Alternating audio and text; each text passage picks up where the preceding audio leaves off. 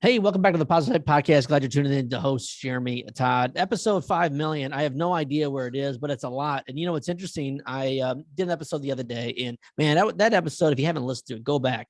And it was just basically, do you talk to your ego? And it was an interesting conversation that I kind of had with.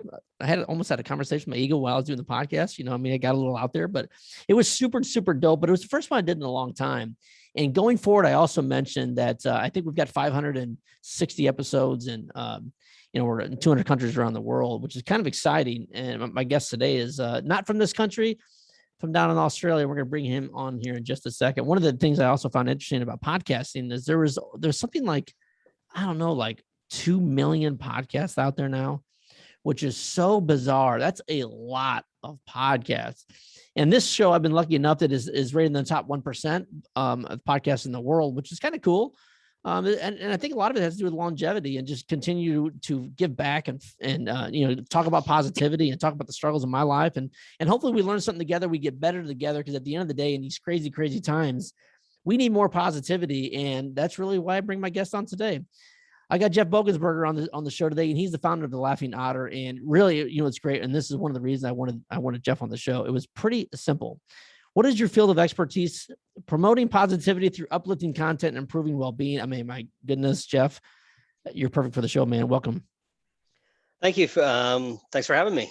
Absolutely, I look forward brother. to the conversation. Well, hey, man, it's very timely to have you on right now. And I say that with all honesty, because usually around the holidays, again, you're in Australia, you're originally from Canada. I'm in Fort Wayne, Indiana, where it's always cloudy and always cold and always miserable. But on top of all that, it's like I said, it's cold and it's winter, and we're right before Christmas. And it's one of the most, for a lot of people, one of the most depressing times of the year.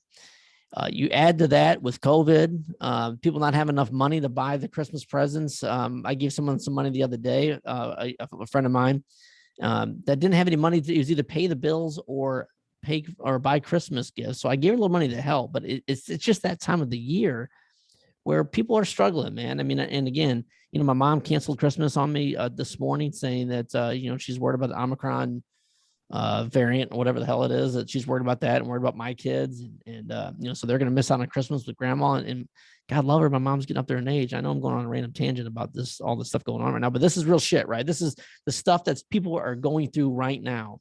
What do you say to somebody? What are some things people can do to really look at the positive side and get positivity out of a negative situation? Well, first and foremost, where I come into play and why I started the Laughing Otter was we get bombarded with just a fire hose of crap that really isn't the truth. And like this isn't a political statement. It comes from every direction to make us all believe that the world is just a shit place, and our neighbors are horrible and we should all hate each other, and everybody is wrong. But I've been lucky enough to travel around the world, and through business and just personally. And what I've found is everybody's exactly the same, and we're all great people. And it doesn't matter where I've been, somebody has reached out and helped me out and been very kind, and that's across all continents. And so the first thing I want people to remind people of, and why I focus on positive content, is we're all really, really good. It's only a tiny percentage of people who unfortunately have a disproportionately loud voice that cause grief. And so remind yourself you're okay, and where you are in life is okay, and your neighbors are okay, and in fact they're probably great people. And so celebrate the good in the world and stop listening to political leaders and news media who has a vested interest in making us hate and making us negative and making us hurt. So that's a big thing that I hope I can deliver to people. Well, bro, you bring up such Great point. And you know, and like you said, hey, I don't want to get political and I don't want to go down that road, but let's be honest. The point of news media is to get viewership. And the way they get viewership is they get people fired up, they get people angry, and they start fighting and fighting over bullshit, like this shit that doesn't even exist. They're fighting over it. And you only see the news, you only see the negative things going on in the world. It's like a snippet of the shitty stuff going on in the world. And you're exactly right. If you look at the positive side and all the things that you have going on in your life, the attitude of gratitude, meeting your neighbors, it's so funny when you meet, you know, I was born and raised a hardcore Democrat, hardcore. I mean, my whole family's super left wing, super liberal. Me, I'm right in the middle because some of my best friends are hardcore liberal. Some of my other best friends are hardcore Republican. I know you're down in Australia, but obviously being Canada, you know what I'm talking about. And every country has their political things, but it's what we're told. We're told that we need to argue. We're told that we're different. We're told that we need to fight. And at the end of the day, when you break down all that bullshit and you just have a conversation, all we want to do is take care of each other. We want to make sure everybody's healthy. We want to make sure everybody's happy. I don't want to disrespect anybody, and they don't want to disrespect me. We have so much more in common than the negative things that are going on in life. Yeah, but that's what we see. We are built in a society to combat each other, to fight. And if it's like you pull up any kind of social media. That's why this is called the Positive Side Podcast. I have friends all over the place, and all I want is positivity. You pull up social media, Facebook, Twitter, Instagram, you name it. There are people talking mad shit about the other side, and you got keyboard warriors getting out there telling you about how your life sucks. But in reality, man, oh man, like, you know, attitude of gratitude, right? You could be living in Libya right now. Mad love to the shout out to the listeners in Libya, or you could be in a third world country in Africa. You could be in Somalia. You could be on your deathbed. There are so many things to look at when it comes to having the attitude of gratitude and the positivity. Yet we get bombarded with all the negativity. When was the last time you watched the news? Just out of curiosity. It had been about 20 years ago. Isn't that crazy? Since, I stopped 20 some odd years ago. I did get sucked into the vortex of the political soap opera that, you know, and I ended up watching the news more often than I had in the last 20 years lately. But then I stopped. I did that for about a month and realized this is no good for me. I also, one of the best things that I ever did was I removed Facebook from my phone, because I found that I was waking up and the first thing I would do is check my feed. And within 15 minutes, all I was angry, because everything that was being posted was just messages about what's wrong in the world. Just a couple points on what you were saying. The reality is everybody is in the middle. Unless you work for the Republican Party or the Democratic Party, everybody is in the middle. We are all in the middle. One of the best things we could ever do for society, and it's not just Democrats and Republicans. It's here in Australia. It's Labor versus Liberal, and all these different divisions. We have to remember these are institutions and philosophies and principles that were created hundreds of years ago, like before women had a vote, before people of color were considered human beings. Like, these are archaic. These foundations are based on archaic principles that just don't exist anymore. We're all in the middle. And that doesn't matter what country you go to. Everybody believes the same thing. So we got to stop these wars of philosophical words that aren't even real. Isn't it? It's crazy. And the other thing that just on when you were talking, I'm reminded of Noam Chomsky has a great quote, and I'm gonna butcher it because I don't know it exactly, but it's basically a thought that the people in power will always divert our attention so that we don't focus on what we should really matter.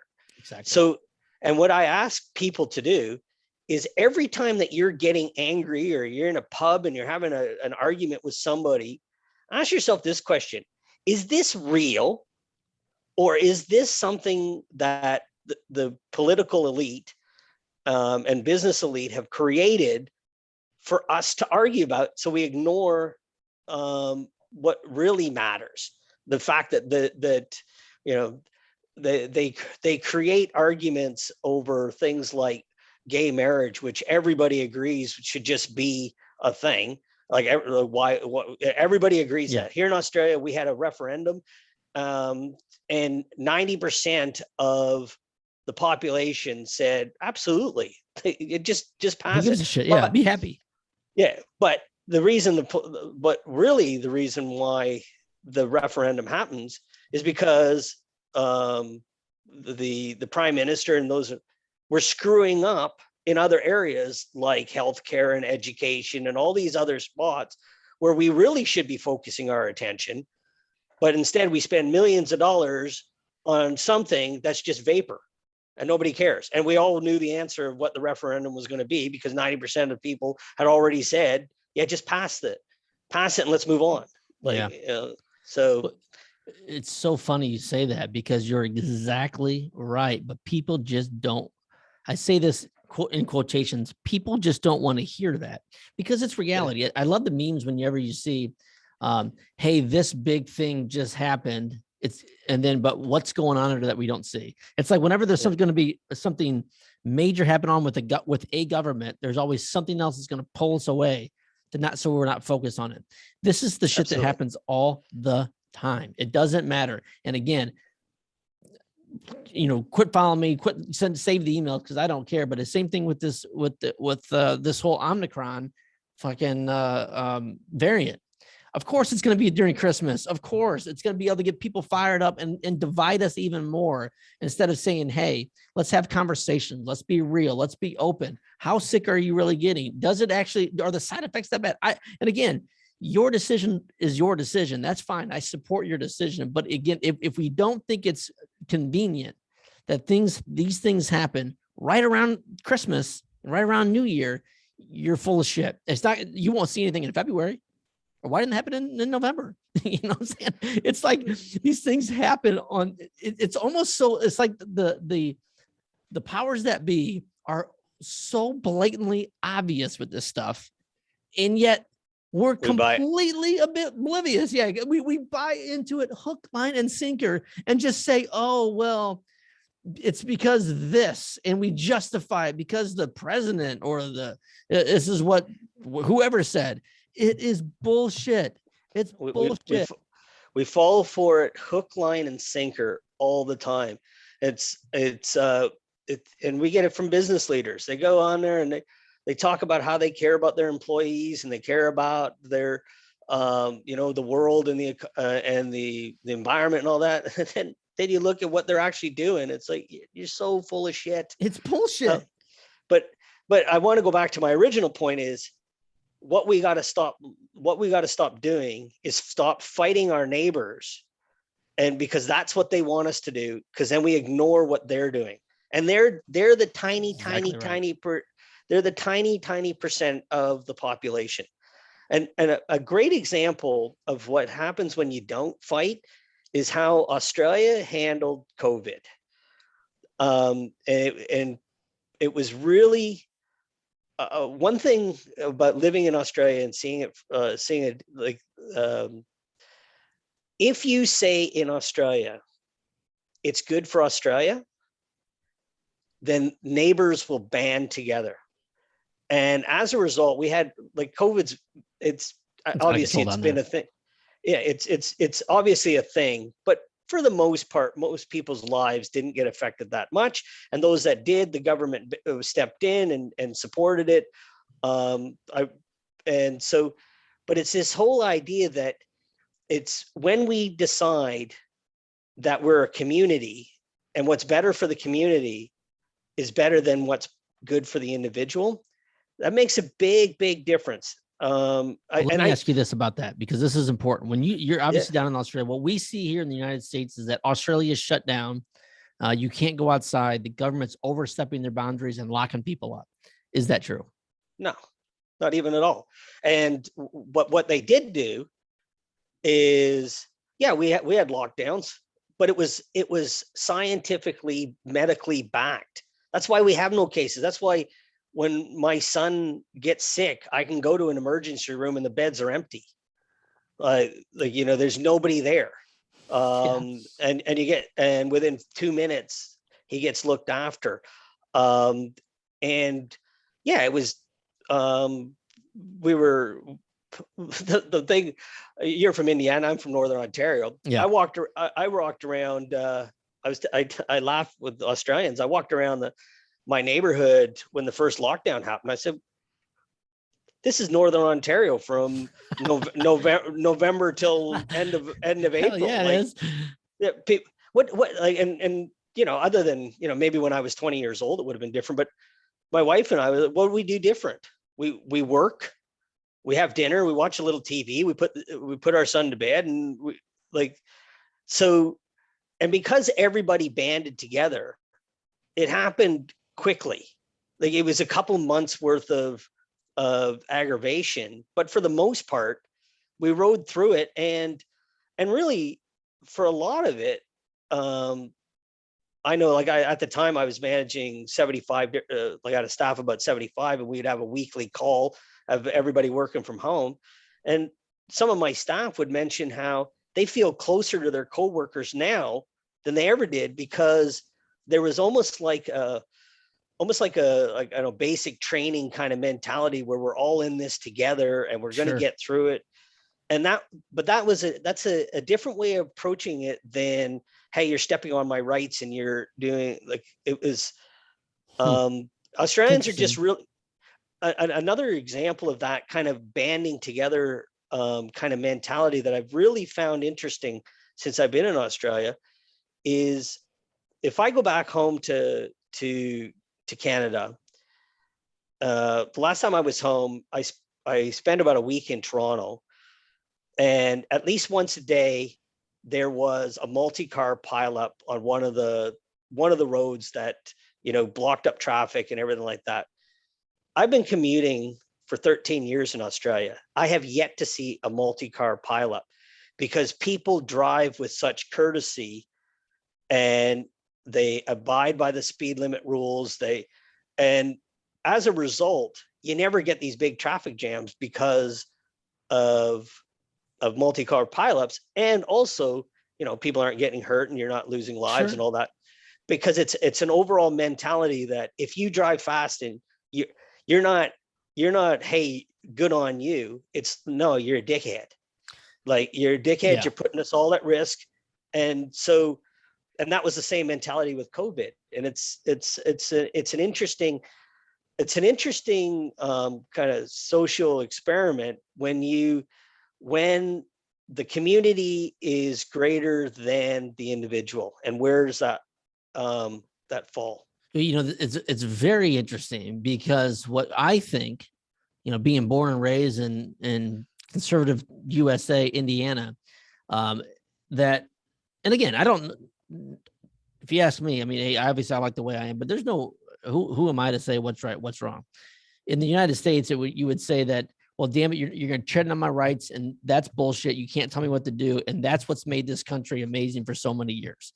Yes, we have our issues. Yes, we got our problems, and obviously Canada and Australia be different. However, if you lift up to the other side, that you're like, well, hey, we're good, but can you do both? Can you trust the government to say, hey, this is the right thing to do, and not thinking on the back half of that they're trying to screw with you another way? I think so. I think there's enough examples in the world where that's the case. And nowhere is it perfect. I have my issues with, but There's no perfect it's place, right? I mean, at the end of the day, it yeah, is what it is. that's right. But I think the quality of life, because I lived in the States for a while as well. I think for the haves, quality of life is equal. I just think what happens is there are countries that are just better at not letting people fall through the cracks than what I saw in the U.S. But then also, the U.S. is, um, you know, the undoubtable leader in innovation and all of that kind of stuff. But I think you can have both. I don't think it needs to be, but that's what we vote for, and what we got to stop doing in all countries. There's only a hand. Like I had this conversation with someone the other day, and I don't know them all, but off the in your like off the top of your head, name 10 leaders around the world that you would actually say, hey, you know what? I would trust you with my kids, or I would trust. Well, that list starts at zero. I wouldn't trust anybody with with any leader, because I just don't trust anybody in a position of power. But I know there'd be a couple maybe without bias.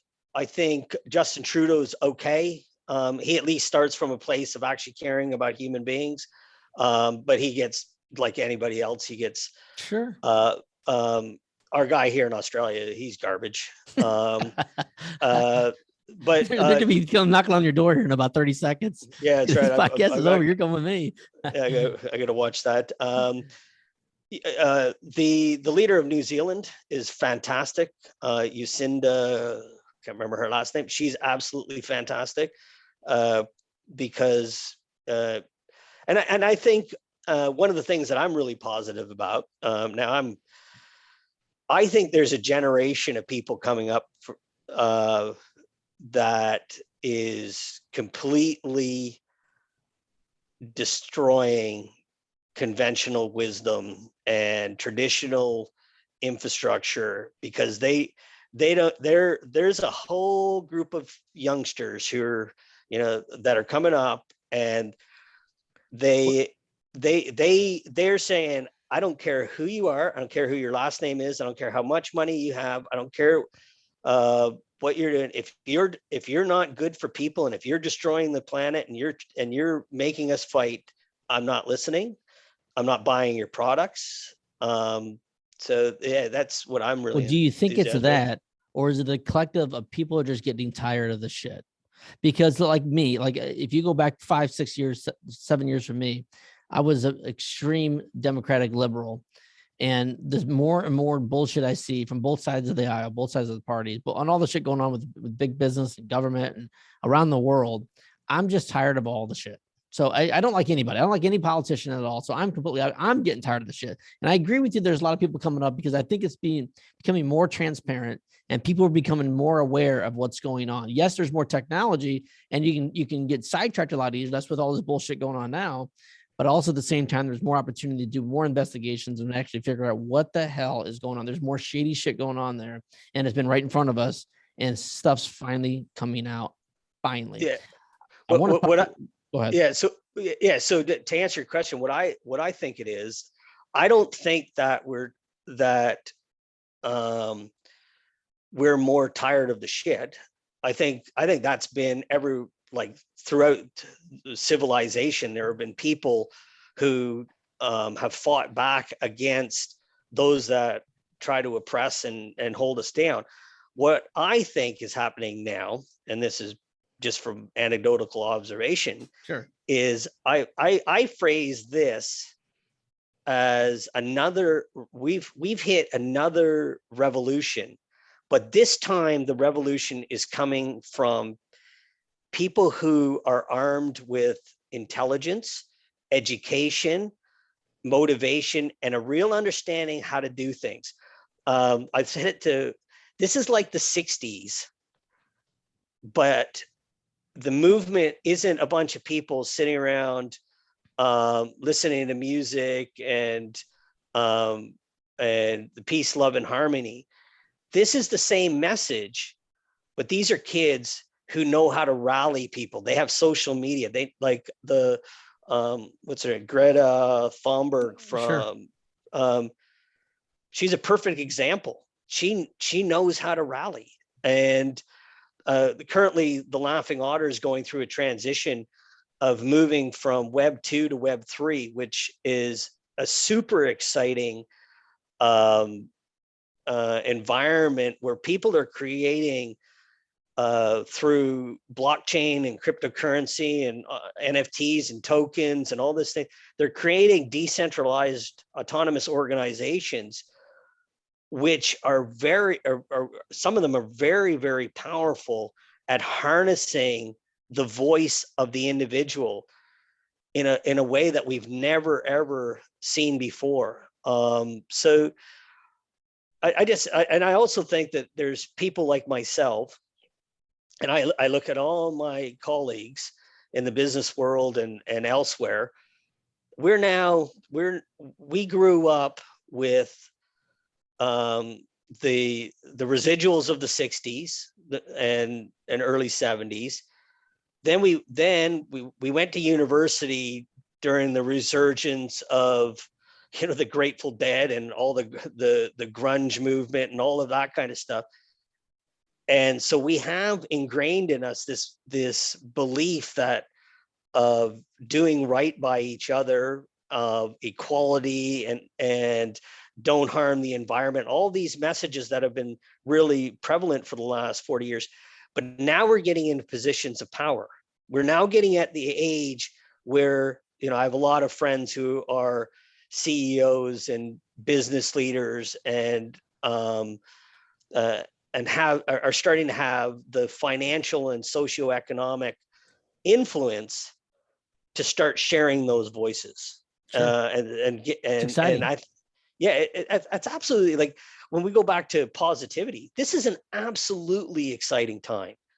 And because of all that, like I read a really interesting article written by, I believe it was one of the Boston schools. It was either Harvard or MIT. And it was all when there was all this turmoil over Trump and Hillary and Brexit and refugee. Like, it was really a lot of bad stuff in the news. And he was saying, this isn't the start of a bad era. This is the end of a really, really long bad era. We are having conversations now that should have happened hundreds of years ago. And yeah, it's like we've kind of drifted into a little bit of a negative tone to our conversation. But really, this is a super, super exciting time. It is. Yeah, it's an opportunity. You can get your positive message out there more now than ever, and it is needed more now than ever, which is even more important. The positivity is it's a light in an area of darkness, right? I mean, people need this in their lives. They need more positivity, and that's why I love having you on the show. But one of the things that I got to get into, and one of the most important things I like to ask all my guests is some questions. Sorry, John Maxwell wrote a book called "Good Leaders Ask Great Questions." He's got 7 questions, and I'm gonna go over with you right now. And once again, we're speaking with Jeff Bogensberger, founder of LaughingOtter.com. And we're going to, at the very end, we're going to talk about the music festival as well. I want you to make sure you plug that also. I'm excited about that. Make sure you guys run over there and check his website out too. Anytime you can find more positivity in the world, that's what we have to do. But question number 1 for Jeff is, Jeff, what is the greatest lesson you've ever learned? Oh, there's been so many. The greatest lesson I've ever learned from in a business standpoint, anything. Yeah. Really, the biggest one: love yourself. Love yourself. That it's and around that, love yourself. We get bombarded with messages that you need to be happier, smarter, more educated, eating at better restaurants, traveling to cooler places, having sex with better looking people, all to be happy. But in all my travels, I'll give one message to your listeners: you're just fine the way you are. If you're a few pounds overweight, who gives a shit? Yeah. And you don't need to have another course. You don't need to have a promotion. You don't need, live in today and love yourself, because you know what? You're just fine. And here's a secret: nobody else out there is all that goddamn special either. Well, you got that right, and that's the truth. But it's easy when you get the Instagram and you see all the people that are perfect, all the filters and bullshit like that. Man, Yeah, when you lay your laundry on the clothesline, boy, I tell you what, there's a lot of dirty shit out there. You know what I'm saying? But it's easy to throw it in the dryer. Yeah, and also you can, like, with all the, especially social media, you get this belief that everybody's laying on a beach or wherever. You know what? Everybody has one day a year that they can Sure. that they can take photos of.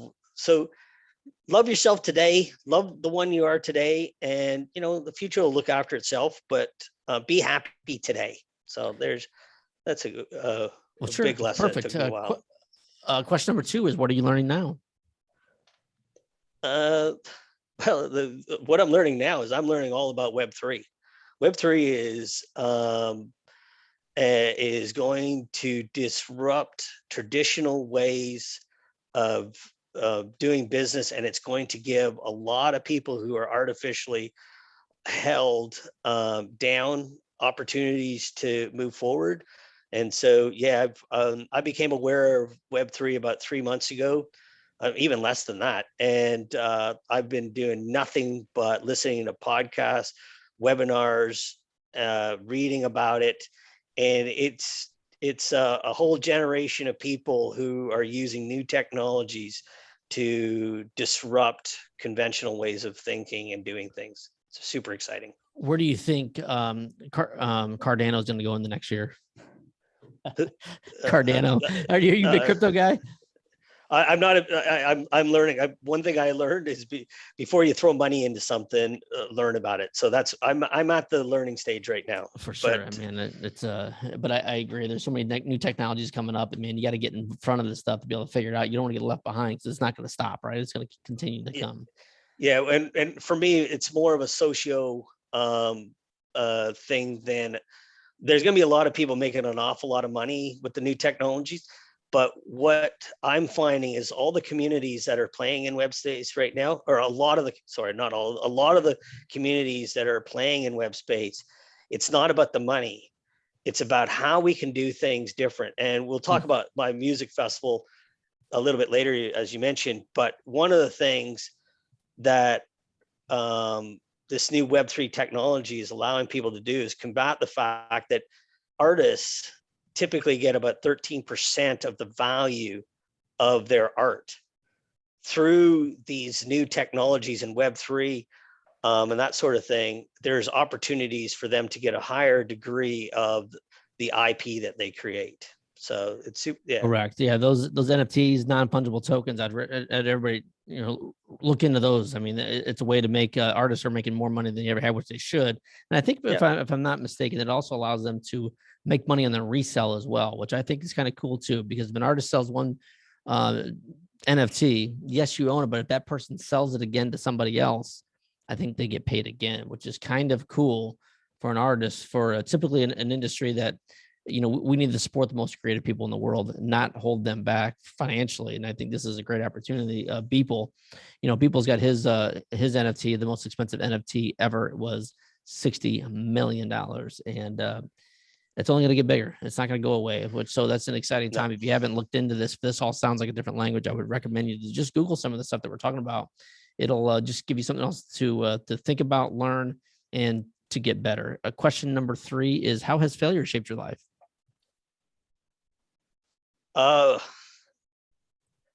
Makes you tough. And I encourage everybody in this call is just realize everybody fails.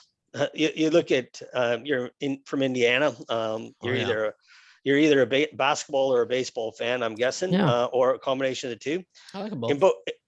And if you shoot 30% from the field from 3-point, you're probably making $5-10 million a year. You hit a baseball 3 out of 10 times, you're making 20 million. Yeah, you're Hall of Famer. Yeah. So everybody fails. Don't ever get down on yourself, and really just lick yourself off, lick your wounds, brush yourself off, and lick yourself off. It's not that kind of a podcast. Yeah, no, sorry about that. Yeah, that's all. That was too easy. But whatever gets you positivity. Yeah, exactly. There you go. But just brush yourself off and lick your wounds and move on. Everybody fails, and it's those that keep fighting. And really, what's failure? Like, unless unless it's catastrophic. Yeah, who gives a shit, right? Yeah, like really, who gives a shit? Question number 4 is, who do you know that I should know? Who do you know that I should know? That's a good question. That's a great question. I can't actually single it out. One of the things I'm most grateful for and incredibly lucky is all around this world. I know great people who are just kind, and there's nothing extraordinary about them other than they just got great hearts. And I got great friends here in Australia, Canada, the US, Europe. So you need to know my friend, Adam Walton. Adam Walton's a fellow Canadian. Yeah. He has the Mental Mastery Alliance, and I would follow him on all social media. He's got a ton of people following him on Instagram. The dude is just a different dude. He's got a beautiful insight. He's a beautiful mind. He's super smart, super intelligent, very well spoken, but he is, as aware as someone can be. That's that dude. He's been on the show 5 or 6 times. I love him like a brother. We've had we've had a 3-hour conversation on the show, which was the longest ever. But you would love Adam Walton, and I would encourage you to reach out to my man, Adam Walton, the Mental Mastery Alliance. Check him out. Good dude. And you'll be blown away with some of his stuff. It's awesome. Okay, thanks. Question number 5 is, what have you read that I should read? I'm actually one of these people that when I read, I actually read for pleasure. So I read novels and fiction. What's a good one? Shantaram. Shantaram. I've never been recommended that book ever before. It sounds interesting. It's fantastic. Coincidentally, it's an author here from Melbourne. I'll give you the basic gist of the story. It's based on his real life. He escaped from prison here in Melbourne and ended up in the slums of India, hiding out for many years. And then he finally got caught, and then he wrote this book while in prison. It is cool. It's a page turner. I was on a flight from LA to Melbourne, and I was reading it, and the flight attendant just stopped in her tracks, and she was basically like, holy shit, is this not good? And she was reading it back in the galley, and she's like, I can't do my job because I can't put this down. And I'm going, yeah, me too. And I'm like, I think I read it for the 13-hour flight without putting it down. It is fantastic. I'll have to check it out. Yeah, called Shantaram. Question number 6 is, what have you done that I should do?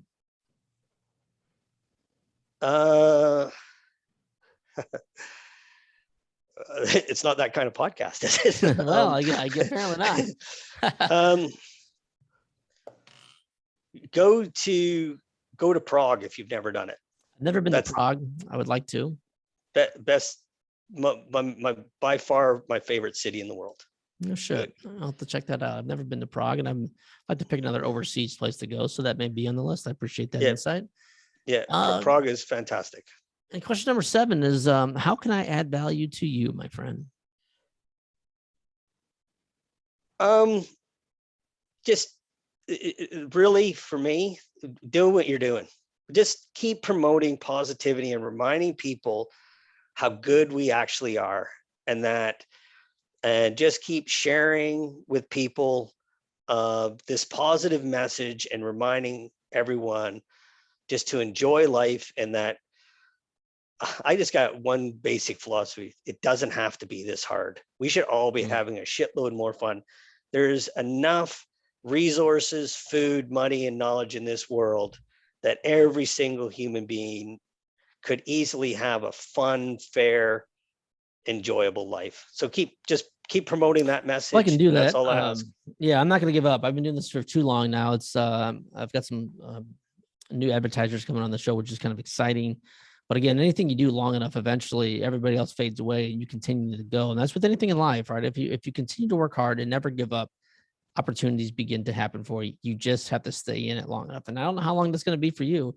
It could be a month. It could be 10 years. It could be 20 years. It could be a day. I don't know, but don't ever give up and continue to go for your passion and believe in your dream. It's extremely important. Jeff, I appreciate you jumping on the show, thelaughingOtter.com. Where can everybody else find you? How can they learn about the music festival? Tell everybody around the world where they can check you out. Okay. If you go to thelaughingOtter.com, and that's our website. And if you want to get in touch with me, just there's a contact links all over the site. I'm in the process of early stages. I have a really lofty goal that I'm going to execute through Web3 and creating the Laughing Otter DAO. And that is, I think we're due and we deserve, of all that we've gone through over the last little while, one hell of a kick-ass party. And I have a lofty goal of creating this generation's Live Aid, and all of the funds and awareness will go to helping children around the world get a fair start in life, because I really believe that if you give a kid a fair start, then a lot of the socioeconomic problems that occur afterwards go away. So it's awesome. Yeah. And it's a crazy dream, but all crazy dreams start with one person having it and then a few other crazy people joining in, and eventually it's no longer crazy and it just happens. Isn't that the truth? And hey, and I would encourage everybody listening to the show, go check it out. There'll be notes in the show notes, so make sure you follow up, connect with them. Find them on social media, send messages, send me emails, whatever the case is. Let's make sure this world becomes more positive. And man, I love the opportunity for you said it was Live Aid, right? Is that what sorry, right? That's what it was back in the day. Yeah, it was Live Aid. Okay, that's what I thought. Yeah. With Bob Geldof and the last big performance of Queen and all that.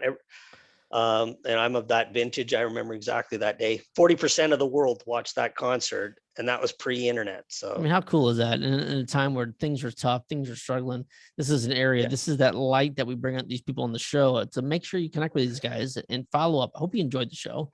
If you got questions, email Jeff, reach out to him. Obviously, you can email me too, Jeremy@jeremytodd.com.